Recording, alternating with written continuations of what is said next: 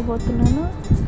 చూడండి, క్యారెట్ గింజలు మేము అలుక్కున్నాక 1 వీక్కి చాలా లేట్గా మొలుస్తున్నాయి ఇవి. వీటిని అయితే జాగ్రత్తగా కాపాడినాం. అసలు ఇవి మొలుస్తాయో మొలవయో అనుకొని పలుచగా పోసుకోవాలి. వీటిని దగ్గరుంటే గుంపులాగా అయిపోతుంది. గడ్డ కూడా చక్కగా ఊరవుతుంది క్యారెట్.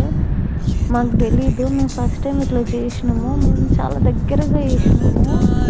ఫైనల్గా ఇదైతే చాలా చిక్కగా చాలా గుంపులుగా అయిపోయింది.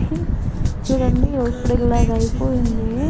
ఇది పూత వస్తుంది. పూత వచ్చిన తర్వాత కింద క్యారెట్ రెడీ ఉంటుంది అన్నమాట. చూడాలి మరి ఏమవుతుందో. Thank you friends.